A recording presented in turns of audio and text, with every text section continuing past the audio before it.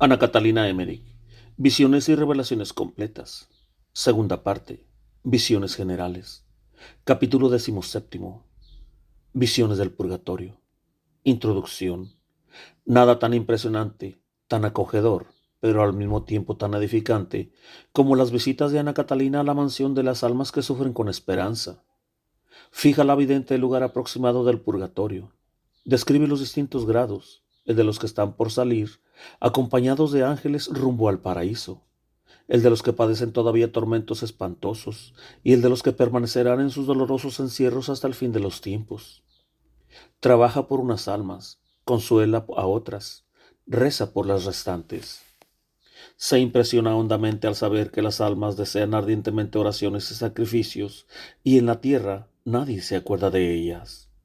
Le aterran los padecimientos de los sacerdotes que fueron negligentes en la administración de su ministerio. Ve los espacios destinados a los herejes y a los judíos. Nos parece lógico, de acuerdo con el juicio divino, que las almas purguen por aquello en que más pecaron en la tierra, como con simplicidad encantadora nos relata la vidente.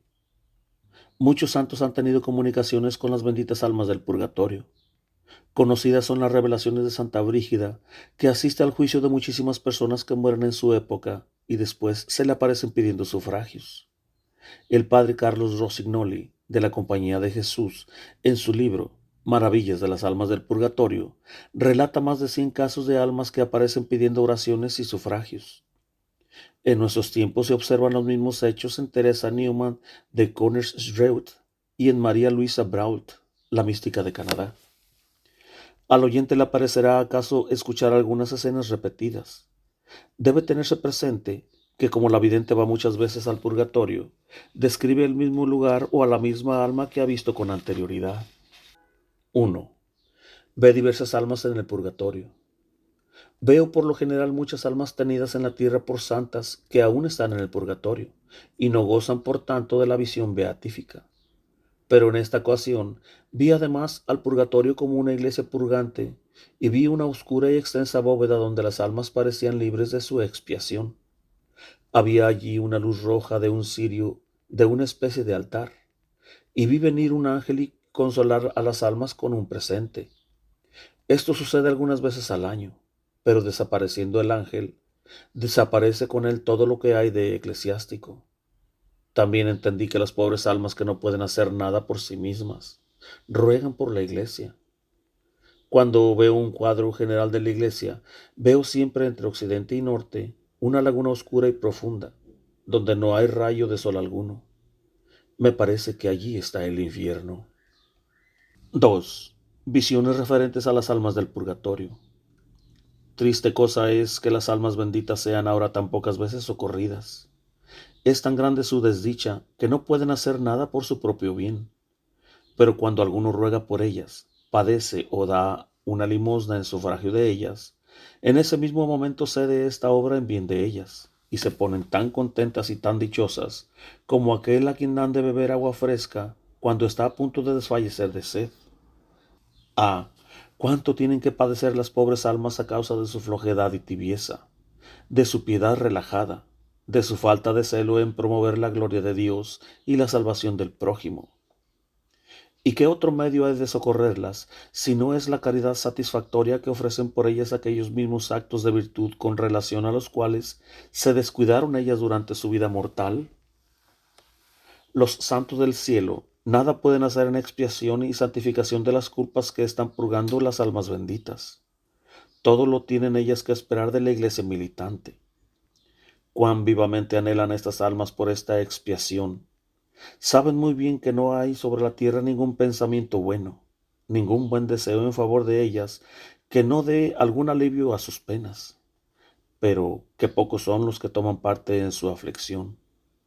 El sacerdote que rece devotamente las horas con intención de satisfacer por las negligencias que tienen que expiar las almas, puede procurarles increíble consuelo. La virtud de la bendición sacerdotal penetra hasta el purgatorio y consuela, como rocío del cielo, a las almas a quienes con fe firme bendice un sacerdote. El que viera todas estas cosas como yo las veo, seguro que procuraría con todas sus fuerzas socorrer a las almas del purgatorio. 3. Necesidad de orar por los difuntos. En este momento mueren unas 5,000 personas. Entre ellas hay muchos sacerdotes. Debemos orar. En el valle de Josafat se volverán a juntar todos ellos con nosotros y se acordarán de los que hemos rezado por ellos. Dios dé a esas almas el eterno descanso y las ilumine. Y ve muchedumbres extraordinarias de moribundos en las situaciones más diversas. Yo estoy en el arco, elevado sobre la tierra. Rayos de luz parten hacia mí de diferentes puntos y me hacen ver el estado y circunstancias de los moribundos como si estuviera viendo a través de un tubo. Algunos mueren completamente abandonados. Respecto de los elogios desmedidos que suelen hacerse a los muertos, declaró: la desmedida alabanza me parece una privación esencial y una especie de hurto cometido contra aquellos a quienes se tributa ese honor inmerecido. 4. Consecuencias de las obras buenas y malas. Todo cuanto el hombre piensa, dice y hace, tiene vida y continúa viviendo como obra buena o mala. El que obra mal debe apresurarse a borrar su culpa con la contrición y la confesión en el sacramento de la penitencia. No borrándola, difícilmente podrá impedir las consecuencias de su pecado. Esto lo he visto frecuentemente de un modo corpóreo en las enfermedades y los dolores de muchos y en la maldición que pesa sobre algunos lugares. Siempre se me ha mostrado que las culpas por las que no se hace penitencia y las que no han sido expiadas llevan en pos de sí incalculables consecuencias. He visto los castigos de muchos pecados hasta en lejanas generaciones, como cosa naturalmente necesaria, así como el efecto de la maldición que llevan consigo los bienes injustamente adquiridos, o como el horror instintivo que causan los lugares donde se ha cometido algún crimen. Todo esto lo veo como cosa no menos natural y necesaria que lo que expresamos cuando decimos que la bendición bendice y la santidad santifica. Desde que tengo uso de razón discierno con viva claridad lo que está bendecido de lo que no lo está, lo que es santo de lo que no es. De lo que es santo me siento atraída y lo sigo irresistiblemente. Lo que no es santo me causa horror, me angustia, me estremece, y debo combatirlo con el auxilio de la fe y de la oración. 5. Diversas impresiones de la vista de huesos humanos en los cementerios. Esta impresión la he sentido con especial claridad y viveza al ver los huesos humanos y aun los más pequeños residuos de algún cadáver, morada de un alma. Por la fuerza del sentimiento que experimento en mí, siempre he creído que hay cierta relación entre todas las almas y sus cuerpos, pues los huesos que veo en las sepulturas y cementerios producen en mí diversos sentimientos y efectos. Al ver ciertos cadáveres, siento una impresión de luz, de bendición y de salvación, mientras que en otros he experimentado distintos grados de pobreza y de necesidad, y me he sentido movida a socorrerlos con oraciones, limosnas y ayunos. Otras veces fui presa de terror y de espanto. Cuando iba a orar en el cementerio por la noche, sentía en tales sepulcros una oscuridad más profunda que la de la misma noche. Esto me parecía más negro de lo enteramente negro, como sucede cuando se abre un agujero en un paño negro. El agujero parece aún más negro que el mismo paño. A veces veía salir de ellos un humo o vaho negro que me estremecía. También me sucedía que cuando el deseo de ayudar me impulsaba a penetrar en esas tinieblas, me sentía repelida hacia atrás. En estos casos, la idea de la santísima justicia de Dios era para mí como un ángel que me liberaba de lo que hay de espantoso en tales sepulcros. En otros, veo como una columna sombría de color gris y más clara o más oscura. En otros, una columna luminosa de un resplandor más o menos intenso. Pero en muchos no veo absolutamente nada. Y esto es lo que más me aflige. Los rayos más o menos claros, más o menos oscuros, son señales que indican el mayor o menor grado de necesidad de las almas. Las que no pueden dar señal alguna son las almas más necesitadas. No tienen quien las socorra, ni quien se acuerde de ellas. Y como nada pueden hacer por su bien, son las últimas en la comunicación con el cuerpo de la Iglesia. Cuando me acerco en oración a estos sepulcros, suelo oír una voz penosa y confusa que sale de lo profundo y suspira diciendo: Socórreme, sácame de aquí. Y experimento claramente en mí la misma angustia que sentiría el que se encontrara enteramente sola y desvalida. Por estos pobres abandonados pedía yo siempre con mayor fervor y constancia que por otros. Entonces veía salir poco a poco de tales sepulcros solitarios y vacíos una columna de sombra que se iba aclarando mediante el auxilio constante de la oración. Los sepulcros en los que veo una columna de sombra más o menos clara son los que contienen cuerpos cuyas almas no están enteramente abandonadas, ni del todo atadas, o por el grado de su tormento, o por los sufragios y oraciones de sus amigos vivos, están en cierta relación más o menos consoladora con la iglesia militante. Estas almas poseen todavía la gracia de dar señal de sí en la comunidad. Están en una corriente que va hacia la luz y hacia la bienaventuranza, y nos ruegan que las ayudemos, ya que ellas no pueden valerse. Lo que hacemos en su obsequio, ellas lo ofrecen a nuestro Señor por nosotros. Me parecen pobres cautivos que pueden incitar la compasión de sus semejantes ya con algún grito, ya con alguna súplica, ya extendiendo las manos fuera de la cárcel. Cuando contemplo así un cementerio y se ofrecen a mi alma estas señales según los diferentes grados de luz y de sombra, me parece todo ello como un jardín que no está cuidado por igual o que en parte está abandonado.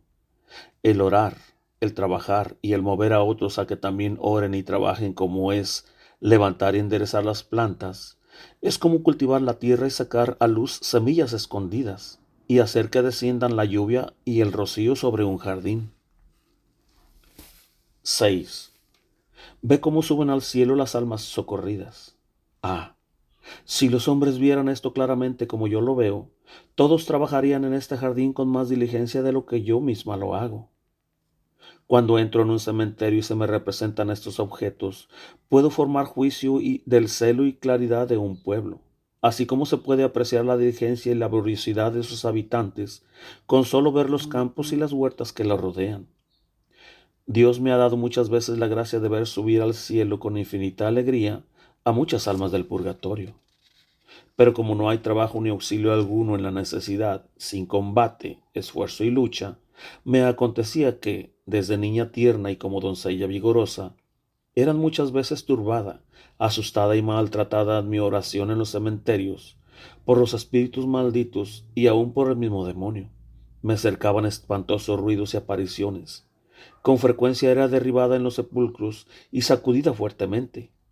A veces me querían sacar violentamente del cementerio, pero con la gracia de Dios nunca he llegado a acobardarme ni a ceder al enemigo un palmo de terreno.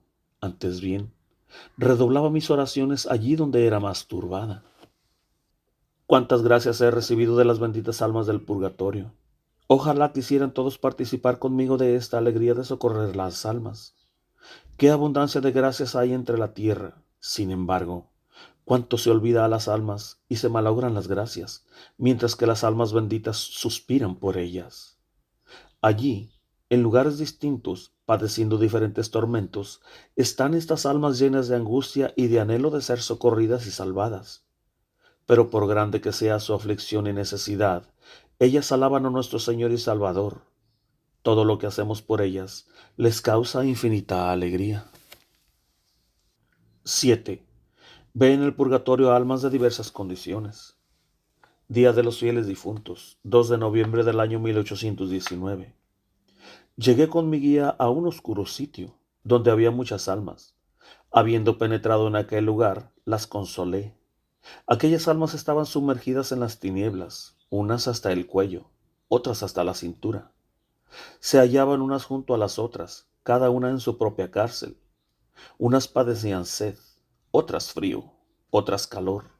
No podían valerse a sí mismas, sufrían indecibles tormentos y sentían gran anhelo por salir de allí. Vi que muchas consiguieron su libertad. Su alegría era inexplicable. Elevándose a un lugar más alto, en gran número, en forma espiritual meramente gris, recibían durante este breve tránsito los vestidos e insignias propias del estado de cada una de ellas, lo mismo que cuando vivían en la tierra.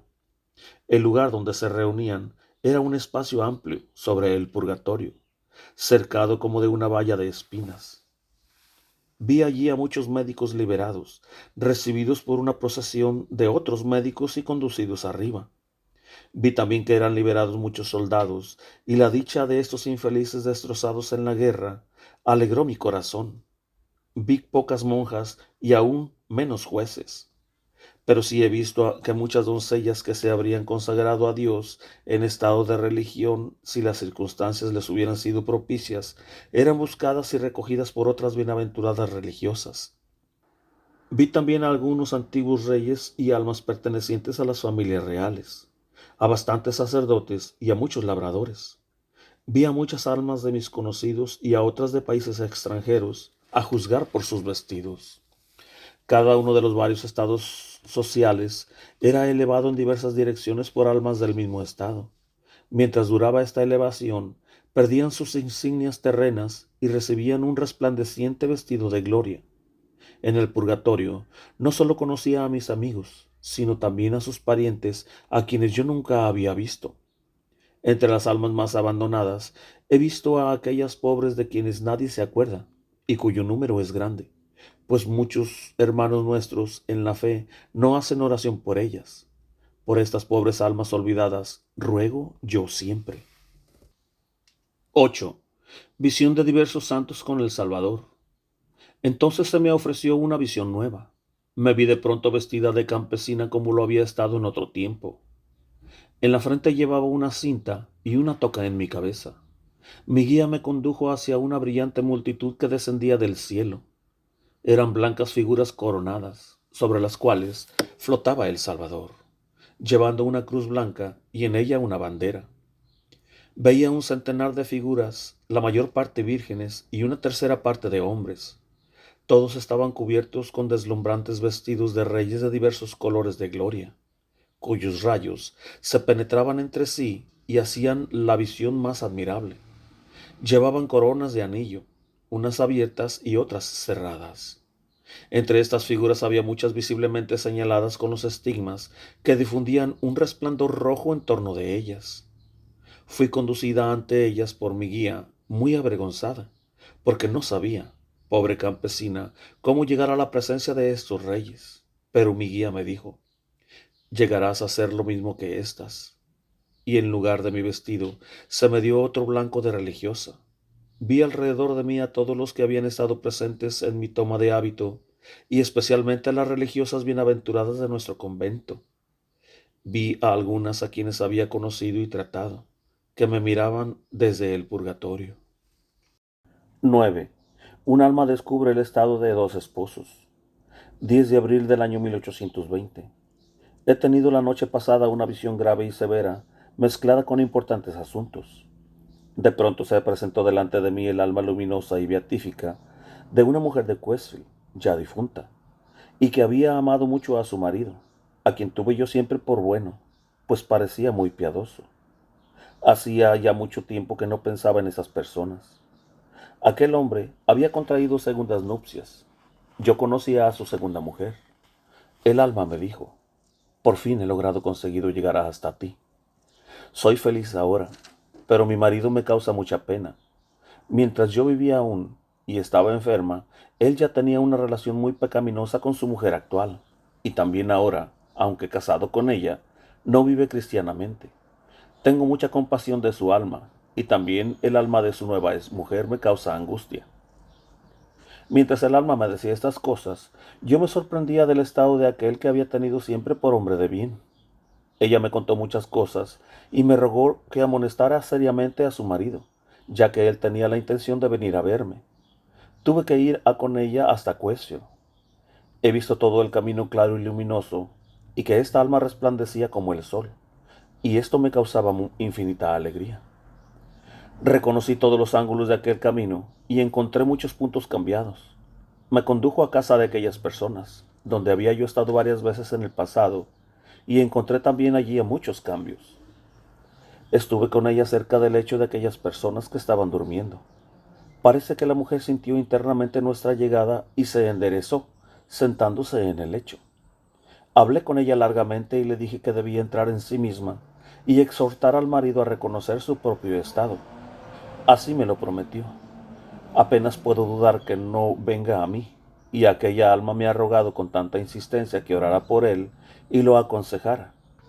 Yo, en verdad, me encuentro con cierta timidez en cuanto al modo de entrar en el asunto del discurso en el caso que no sea él mismo el que comience a hablar de su estado. 10. El pecado de la campesina y la hermana del sacerdote. 12 de abril del año 1820. Una jovencita campesina había dado a luz secretamente por temor de sus severos padres. El niño había muerto poco después de nacido por torpeza de la madre, que escondió el cadáver dentro de un armario donde fue descubierto. Este caso ocasionó gran turbación. Rogué y sufrí sin tregua en favor de la culpable para obtener que moviese a seria penitencia. Conozco a esta joven. Hace apenas un año estuvo aquí para verme. Desde Navidad en adelante la he visto a menudo envuelta en un manto, y yo sentía siempre un interno presentimiento de que estaba pasando algo malo. Más adelante la he visto en tiempo de confesión en peores condiciones aún. Rogué por ella y avisé al confesor para que estuviese atento, pero no se acercó al confesor. También esta noche he tenido que hacer mucho con ella y he visto su interior muy turbio. Aunque es una estúpida, no está sin embargo libre de culpa por la muerte del niño. He visto todo el desarrollo del asunto y he rezado mucho por esta causa. Pensando en esto, se me presentaron a la mente aquellos dos ex jesuitas. La Compañía de Jesús fue restablecida para todos los países por Pío VII en el año 1814. Probablemente los llama ex jesuitas porque habrían muerto durante la supresión, con los cuales me había confesado en mi juventud. Pensaba cómo vivían piadosamente, cuánto trabajaban y cómo en su tiempo no sucedían casos semejantes. Mientras así pensaba, se me presentaron aquellos dos religiosos en óptimo estado, y uno de ellos me condujo junto a una hermana suya, en cuya casa había vivido y que yo había conocido. Ella se encontraba en un lugar muy misterioso y nunca hubiera creído que semejante persona piadosa tuviese aún algo que expiar. Era un lugar oscuro, donde había otras muchas almas, dentro de una angosta cavidad cuadrangular, en la cual podían estar como amurallados, pero ella parecía contenta y paciente, y estaba a punto de pasar a otro lugar más amplio. Me dijo que debía visitarla más a menudo. Hablé también largamente con el anciano y beato sacerdote, y le rogué y pedí algo también a ella. Ya de mucho tiempo atrás tuve revelación sobre el estado de los niños que mueren antes del bautismo. No puedo expresar con palabras aquello en lo cual veo consistir su pérdida, pero me siento de tal modo conmovida que siempre que vengo a saber de un caso semejante, me ofrezco a Dios con la oración y el sufrimiento para satisfacer y expiar por aquello que otros han descuidado, a fin de que el pensamiento y el acto de caridad por otros no hechos se vean compensados por la comunión de los fieles, o por mí, o por otro miembro de la misma comunidad. Así he sentido verdadera turbación y solicitud por aquel pobre niño infeliz muerto antes del bautismo, y me he ofrecido a Dios para satisfacer y expiar por él. 11. Ve el alma de un general inglés abandonada. 24 de septiembre del año 1820. Tenía yo que ejercitar una laboriosa tarea, pero no me era posible hacerla. Para limpiar una casa de la inmundicia que en ella había, solo contaba con una escoba inservible. Entonces se acercó mi madre y me ayudó. Y vino también una amiga mía, a quien antes de su muerte le había dado una imagen de Santa Catalina que yo había recibido de un modo sobrenatural. Tenía dicha imagen en el pecho y habló conmigo de muchas cosas. Fui conducida por mi madre a muchas mansiones de espíritus, y me acuerdo haber ido a una montaña de la cual salió hacia mí un espíritu que lucía con un resplandor rojo, como el del cobre, y que se encontraba sujeto por una cadena. Estaba allí desde hace mucho tiempo, abandonado y sin auxilio alguno. Nadie se acordaba de él ni le ayudaba, ni rogaba por él persona alguna. Habló solo pocas palabras. Después supe toda la historia, de la cual solo algo recuerdo. Él era, en tiempos en que un rey de Inglaterra se hallaba en guerra con el rey de Francia, un general inglés, en tierra francesa, donde todo lo asolaba y donde cometía todo género de crueldades. Había sido muy mal educado, y creo que por culpa de su madre, pero siempre conservó un sentimiento y reverencia a la Santísima Virgen. Todas las imágenes las destruía, y habiendo llegado una vez ante una hermosa imagen de la Madre de Dios, quiso también destruirla, pero sintió cierto movimiento en su interior y la respetó. Por entonces fue atacado por una enfermedad acompañada de violenta fiebre. De buen grado se hubiera confesado de no haber perdido el sentido.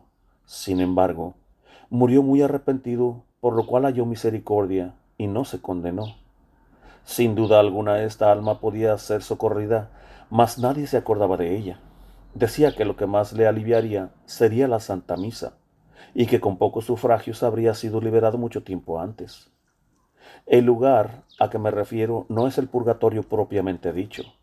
Yo le vi constantemente acosado, despedazado por perros, porque él había atormentado cruelmente a los hombres. Muchas veces yacía encadenado en diferentes posturas, como en un prostíbulo, y era regado con sangre hirviente que circulaba por sus venas. Decía que le consolaba mucho la esperanza de verse libre algún día. Después de haber hablado conmigo, se hundió de nuevo en la montaña. El lugar donde se hallaba estaba cubierto de hierba ardiente. Con anterioridad ya había hablado conmigo. Esta era la tercera vez que lo hacía.